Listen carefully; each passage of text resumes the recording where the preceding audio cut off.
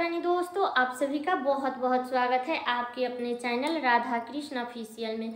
उम्मीद करती हूँ आप लोग बहुत अच्छे होंगे। तो ये बताने के लिए कमेंट बॉक्स में जय माता दी जरूर लिखिएगा। तो चलिए दोस्तों, आज हम इस वीडियो में जानेंगे कि साल 2024 में वट सावित्री का व्रत कब किया जाएगा। वट सावित्री के व्रत में हमें क्या खाना चाहिए, क्या नहीं खाना चाहिए, वट वृक्ष का पेड़ ना मिले तो हम व्रत कैसे करेंगे, प्रेग्नेंट औरत वट सावित्री का व्रत कैसे करेगी, और पीरियड में हम वट सावित्री का व्रत कैसे करेंगे, और जिसका व्रत छूट गया है तो क्या वो फिर से उठा सकता है। तो बहुत सारी बातें आज हम इस वीडियो में जानेंगे वट सावित्री व्रत से संबंधित। तो आप लोग वीडियो के लास्ट तक बने रहिएगा, आप लोगों को संपूर्ण जानकारी मिलेगी। तो चलिए वीडियो को शुरू करते हैं और जान लेते हैं सभी महत्वपूर्ण बातें। तो सबसे पहले बता दूं कि साल 2024 में वट सावित्री का जो व्रत है वो 6 जून को किया जाएगा। दिन है गुरुवार। ये वट सावित्री का जो व्रत है वो ज्येष्ठ मास की अमावस्या तिथि के दिन किया जाता है और बहुत से जगहों पर ज्येष्ठ पूर्णिमा के दिन ये व्रत किया जाता है। तो जिसके यहाँ ज्येष्ठ पूर्णिमा के दिन ये व्रत किया जाता है तो वो लोग 21 जून को करेंगे, लेकिन अधिकतर जगह पर ज्येष्ठ अमावस्या के दिन ही व्रत करते हैं। तो अब चलिए जान लेते हैं कि जिसको पहली बार उठाना है वो व्रत उठा सकता है कि नहीं, और जिसका छूट गया है वो व्रत उठा सकता है कि नहीं। तो बता दूं कि अब की बार बहुत ही अच्छा पड़ा है, क्योंकि कोई भी अब की बार खरमास, मलमास, अधिक मास कुछ भी नहीं है, बहुत ही अच्छा है। तो जिसको पहली बार उठाना है वो भी उठा सकता है, और जिसका छूट गया है वो भी उठा सकता है। तो अब बहुत सारे लोग पूछेंगे कि इसमें नया साड़ी पहना जाता है। तो देखिए, अगर आपके पास में है तो आप पहन लीजिए, अगर नहीं है तो कोई बात नहीं है। कोई भी साड़ी आप लोग धुला हुआ होना चाहिए, आप लोग पहन लीजिएगा। लाल पीला कोई साड़ी पहन करके आप लोग वट सावित्री का व्रत कर लीजिएगा। अब जिसके पास में है तो वो लोग अपना ज़रूर पहनेंगे, कोरा कोरा ही पहन लेंगे, लेकिन इसमें नया साड़ी का कोई नियम नहीं है कि हम नया पहन करके ही करेंगे। और वट सावित्री व्रत के दिन अगर आपके पास में सिंदूरा है तो आप लोग सिंदूरा से सिंदूर जरूर लगाइएगा, क्योंकि सुहाग का व्रत है और उस दिन हमें सिंदूरा से सिंदूर लगाना चाहिए। मान लीजिए आपके पास में सिंदूरा नहीं है, क्योंकि बहुत सारे लोग हैं जो शहर में रहते हैं और गांव में सिंदूरा रहता है, तो आप लोग जो भी डब्बा से यूज करते हैं, सिंदूर रोज लगाते हैं, उससे आप लोग लगा लीजिएगा। और बता दूं कि वट सावित्री के व्रत के दिन हमें मंगलसूत्र, पायल जरूर पहनना चाहिए। टीका, बिछुआ ये सब हमें जरूर पहनना चाहिए। टीका सुहाग की निशानी होती है, मंगलसूत्र, बिछुआ, पायल ये सब आप लोग वट सावित्री व्रत के दिन पहन लीजिएगा। अगर आपके पास में शादी का चुंदरी है तो ज़रूर ओढ़ लीजिएगा, अगर नहीं है तो कोई बात नहीं है। आप लोग कोई भी लाल पीला साड़ी पहन के वट सावित्री का व्रत कर लीजिएगा। काला और ब्लू ये 2 कलर हमें नहीं पहन करके पूजा करना है, इस बात का ध्यान रखना है।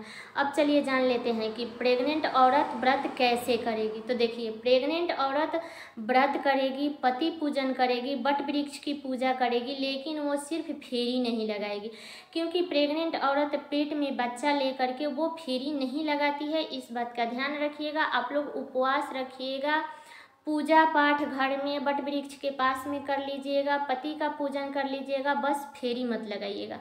इस बात का आप लोग ध्यान रखिएगा। और जिसका पीरियड आ गया है, तो मान लीजिए कि अभी आपका 2 दिन, 3 दिन, 4 दिन हुआ है, तो आप लोग मत कीजिएगा, क्योंकि ये सुहाग का व्रत है। तो अगर आपका 5 दिन हो गया है, तो ये सावित्री माता का व्रत है, तो 5 दिन हो गया है तो आप लोग कर सकते हैं, लेकिन अगर 5 दिन से कम हुआ है तब आप लोग मत कीजिएगा। अगर आपके घर में कोई देरानी जेठानी है तो उससे पूजा पाठ आप लोग करा दीजिएगा, सिर्फ आप लोग व्रत भूख के रह जाइएगा, पूजा पाठ मत कीजिएगा। तो ये क्लियर हो गया। अब चलिए जान लेते हैं कि तो इस दिन आप लोग चाहें तो घर से भी सिंदूर सिंदूरा से लगा के जा सकते हैं, या आप चाहे तो सिंदूरा वट वृक्ष के पास भी लेके जा सकते हैं। वहाँ सावित्री माता को लगा करके वही उंगली आप अपने मांग में छुआ लीजिएगा, लेकिन ध्यान रखिएगा कि सिंदूरा से सिंदूर हमें और किसी को नहीं लगाना है।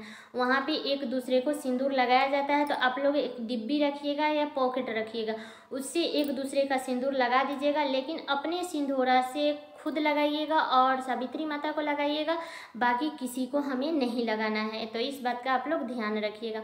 और अब चलिए जान लेते हैं कि हमें वट सावित्री के व्रत में क्या खाना चाहिए, क्या नहीं खाना चाहिए। तो बता दूं कि वट सावित्री के व्रत जो है वो 3 प्रकार से रखा जाता है। कितने लोग हैं जो पूजा करते हैं, फेरी लगाते हैं और घर पे आके बिना लहसुन प्याज का भोजन अपना कर लेते हैं, शुद्ध सात्विक भोजन करते हैं। और कितने लोग हैं जो पूजा करते हैं, फेरी लगाते हैं और शाम में एक टाइम मीठा भोजन करके अपना व्रत रखते हैं। और जो लोग व्रत रखते हैं उनके लिए बता दे रही हूँ कि जो लोग व्रत रखते हैं वो लोग तो अपना पूजा पाठ करेंगे, इसके बाद सारे दिन फल फ्रूट जूस चाय पानी अपना पिएंगे, तो ऐसे व्रत रखते हैं। और शाम में हो सके तो अगर आपके यहाँ खाया जाता है तो आप लोग मीठा भोजन खा लीजिएगा, नहीं तो साबूदाना हो गया, शकरकंद हो गया, तो ये सब आप लोग खा लीजिएगा। तो यही सब वट सावित्री व्रत में खाया जाता है। और जो लोग व्रत करते हैं वो लोग ध्यान रखेंगे कि जब तक वो लोग वट वृक्ष की पूजा नहीं कर लेते हैं, फेरी नहीं लगा लेते हैं, तब तक अपने मुख में कुछ भी नहीं डालेंगे। इसलिए मैं बताती हूँ कि वट सावित्री व्रत के दिन आप लोग सुबह में जल्दी उठ जाइएगा। जल्दी उठ जाइएगा तो आपका सारा कार्य जल्दी जल्दी हो जाएगा। उसके बाद आप जल्दी पूजा कर लीजिएगा, तो अपना चाय पानी पीते रहिएगा, क्योंकि गर्मी का मौसम है, बहुत ज़्यादा गर्मी है, तो ज़्यादा लेट करना सही नहीं है। तो आप लोग सुबह उठ जाइएगा और उठ करके अपने साफ़ सफाई कर लीजिएगा, घर के अपने नित्य कर्मों से नियमित होकर के स्नान कर लीजिएगा। स्नान करके साफ स्वच्छ वस्त्र धारण कर लीजिएगा। इसके बाद में हमें 16 श्रृंगार करना है। पायल, बिछुआ, महावर, मंगलसूत्र, टीका, बिंदी, सिंदूर, और एक दिन पहले ही मेहंदी लगा लीजिएगा, क्योंकि सुहाग का व्रत है तो मेहंदी जरूर लगाइएगा, इस बात का ध्यान रखिएगा। 16 श्रृंगार कर लीजिएगा। इसके बाद में आप अपने घर के मंदिर में पूजा कर लीजिएगा, हो सके तो। बहुत लोग के बच्चा छोटा रहता है तो नहीं कर पाते हैं, तो देखिए अगर आप घर के मंदिर में पूजा नहीं कर पाती हैं तो भी आप अपने मंदिर की अच्छे से साफ सफाई कर लीजिएगा, मंदिर का बर्तन धुल लीजिएगा, सूर्य भगवान को सिर्फ जल दे दीजिएगा। इसके बाद ही हमें वट वृक्ष के पास में जाना है। तो एक दिन पहले ही आप लोग अपना डाला सजा लीजिएगा, जो भी हमें वट वृक्ष के पास में लेके जाना है तो वो लोग आप लोग एक दिन पहले ही सजा के रख लीजिएगा, ताकि सुबह में कुछ छूटे ना। और जब वहाँ पूजा कर लेती हैं, फेरी लगा लेती हैं, तो इस व्रत में 2 पंखा लगता है, क्योंकि एक पंखा हम वट वृक्ष के पास में झेलते हैं और एक पंखा जो वट वृक्ष के पास में झेलते हैं उसको तो दान कर देते हैं, और एक पंखा रहता है जिसे हमें अपने पति को झेलते हैं। तो जब आप वट वृक्ष के पास में पूजा कर लेती हैं, फेरी लगा लेती हैं, तो आप अपने शारीरिक क्षमता के अनुसार ही फेरी लगाइएगा, क्योंकि जिसका शरीर का क्षमता जितना होगा उतना। ये सोमी अमावस के जैसा नहीं है कि हमें 108 बार ही फेरी लगानी है। आप चाहे तो 5 बार, 7 बार, 11 बार, 21 बार, 51 बार, 108 बार, आपका जैसे शारीरिक क्षमता है आप उस हिसाब से फेरी लगा सकती है। तो फेरी लगाने के लिए आप लोग चाहे तो ड्राई फ्रूट ले सकती है, चना भिगो कर ले सकती है, गुलगुला पुआ आप लोग कुछ भी बना करके ले सकती हैं। तो आप अपने शरीर के क्षमता के अनुसार फेरी लगाइएगा, लेकिन कम से कम हमें 7 फेरी लगानी चाहिए। ऐसा कहा जाता है कि 7 फेरी लगाने से हमें अपने पति का साथ 7 जन्मों तक का मिलता है। इसलिए 7 बार से कम फेरी मत लगाइएगा, कोशिश कीजिएगा कि 7 फेरी लगा ले। और नहीं तो अगर आप चाहते हैं कि 108 बार फेरी लगाए तो 108 बार भी लगा सकते हैं, टोटल आपकी शारीरिक क्षमता है। तो वट वृक्ष के पास में पूजा कर लीजिएगा। इसके बाद आप आसपास में कहीं मंदिर है तो मंदिर में पूजा कर लीजिएगा, क्योंकि मंदिर छोड़ करके हमें नहीं आना है। जब वहाँ पे पूजा कर लेती है फिर आप अपने घर पे आइए, और घर पे आकर के अगर आपके पति पास में हैं तो पति पूजन सुबह में ही कर लीजिए। पति को कलावा बांधिए, चंदन लगाइए, जो भी प्रसाद वहाँ से लाई है वो पति को खाने के लिए दीजिए, आरती कीजिए और पति को पंखा झेल दीजिएगा ज़रूर, क्योंकि ये पति का ही व्रत है। तो पति को पंखा झेल दीजिएगा, पति को प्रणाम कर लीजिएगा, क्योंकि उस महादेव को तो हम खुश करके आ गए और हम अपने महादेव को भी तो खुश करना चाहिए। तो आप अपने पति को प्रणाम कर लीजिएगा। और जिसके पति ऑफिस गए हैं या पास में नहीं हैं, तो वो लोग क्या करेंगे कि अगर ऑफिस गए हैं तो आप लोग क्या कीजिएगा कि पंखा छुपा के रख दीजिएगा। ये नहीं कि हाँ हम किसी को दे दिए, जब तक हम अपने पति को झेल नहीं लेते हैं तब तक हम किसी को वो पंखा नहीं देंगे। तो आप लोग पंखा छुपा के रख दीजिएगा। अगर पति पास में है तो पति पूजन करके ही कुछ मुख में डालिएगा। अगर पति पास में नहीं है तो आप लोग चाय पानी पी सकते हैं। शाम में जब पति आएंगे तब आप लोग पति पूजन कर लीजिएगा, ठीक है। तो ये बातें क्लियर हो गई। इसके बाद अगर आप घर से पूजा करके गई है तब तो ठीक है, नहीं पूजा करके गई है तो आप अपने मंदिर में पूजा कर लीजिएगा। और एक बात और बता दूं कि अगर आप वट सावित्री का व्रत कर रही हैं तो आप एक बार में 2 अन्न मत खाइएगा, क्योंकि वट सावित्री के व्रत में 2 अनाज नहीं खाया जाता है। ये नहीं कि खीर पूरी बना करके हमें खा लेना चाहिए, तो ऐसी गलती हमें नहीं करना चाहिए। वट सावित्री के व्रत में अमावस्या के दिन हमें आटा से बना हुआ मीठा भोजन करना चाहिए। वो ठेकुआ हो, पुआ हो, गुलगुला हो, तो ये सब खाइएगा। चावल ना खाएं तो अच्छा है। और आटा का दान भी करना चाहिए, क्योंकि जितना आटा हम दान करते हैं उतना ही आटा वो सिंदूर के रूप में परिवर्तित हो जाता है। तो इसलिए ध्यान रखें कि अमावस्या के दिन हमें आटे का दान करना चाहिए। और इस दिन हमें सत्यवान और माता सावित्री की कथा सुननी चाहिए। तो अगर पंडित जी पेड़ के पास में सुना रहे हैं तो आप लोग सुन लीजिए, कि क्योंकि औरत सभी एक दूसरे में कहती है, पंडित जी भी कहते हैं, तो जो लोग कहता है तो आप लोग सुन लीजिएगा। अगर वहाँ पे कोई नहीं कहता है तो आप अपने घर में आके, आपको जब भी टाइम मिलता है सारे दिन में, तब आप लोग वट सावित्री का कथा सुन लीजिएगा। सत्यवान और माता सावित्री का इसमें कथा सुना जाता है, तो आप लोग कथा सुन लीजिएगा ध्यान से, लेकिन इस दिन कथा ज़रूर सुनिएगा।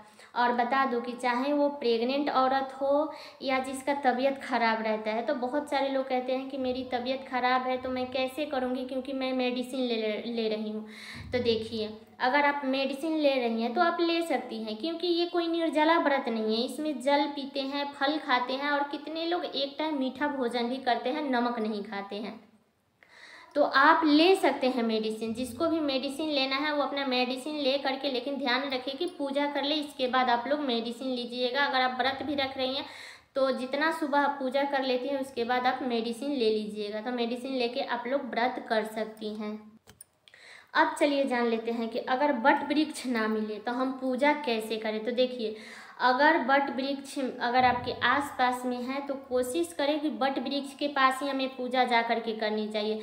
लेकिन मान लीजिए अगर आपके आसपास में वट वृक्ष नहीं है, तब आप पूजा कैसे करेंगे।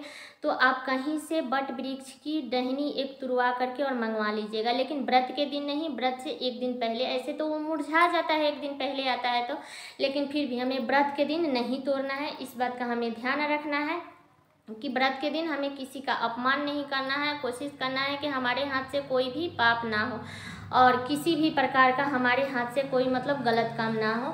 तो इस बात का ध्यान रखना है और आप मंगा लीजिएगा, उसी से आप लोग पूजा कर लीजिएगा। लेकिन आसपास में अगर है तो आप लोग पेड़ के पास ही जा कर के पूजा कीजिएगा। मान लीजिए कि पेड़ भी पास में नहीं है, वट वृक्ष की टहनी भी नहीं मिल रही है, तो आप लोग क्या कीजिएगा उस स्थिति में कि तुलसी जी का पूजा कर लीजिएगा, तुलसी जी का ही फेरी लगा लीजिएगा।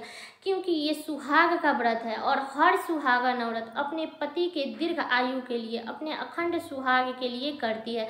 तो अगर आपके घर में चलता है तो आप लोग ज़रूर कीजिएगा, लेकिन अगर आपके घर में नहीं चलता है तो सुहाग का व्रत है, आप मत उठाइएगा। ऐसे मतलब बहुत सारे लोग हैं जो पहले नहीं करते थे लेकिन अब लोग करते हैं। लेकिन अपने घर में मम्मी दादी जो भी है उससे पूछ लीजिएगा कि हाँ ये व्रत अपने घर में सहता है या नहीं सहता है, किसी के साथ में कोई घटना तो नहीं हुई है। सारी बातें क्लियर करके तब आप लोग व्रत उठा लीजिएगा। तो सारी बातें क्लियर हो गई कि हमें पीरियड में कैसे व्रत करना है, तबीयत खराब है तब हम व्रत कैसे करेंगे, व्रत में क्या खाएं क्या ना खाएं, तो सारी बातें क्लियर हो गई। तो उम्मीद करती हूँ कि आप लोगों को वट सावित्री व्रत से संबंधित संपूर्ण जानकारी मिल गई होगी। तो ये वीडियो मेरा यहीं तक का था। कैसा लगा ये वीडियो आप लोग कमेंट करके ज़रूर बताइएगा। और चैनल पर नए आए हैं तो सब्सक्राइब कर लीजिएगा, बेल आइकन को प्रेस कर दीजिएगा, जिससे मेरे वीडियो का नए नोटिफिकेशन आप सभी के पास में सबसे पहले पहुँचे। और वीडियो को लाइक कर दीजिएगा, क्योंकि आपके एक लाइक से मुझे बहुत ही मोटिवेट मिलता है। तो वीडियो को लाइक कर दीजिएगा और वीडियो को शेयर कर दीजिएगा, ताकि हर किसी को वट सावित्री व्रत से संबंधित संपूर्ण जानकारी प्राप्त हो सके। तो चलिए दोस्तों, मिलती हूँ अगले वीडियो में किसी नए वीडियो के साथ में। तब तक के लिए नमस्कार।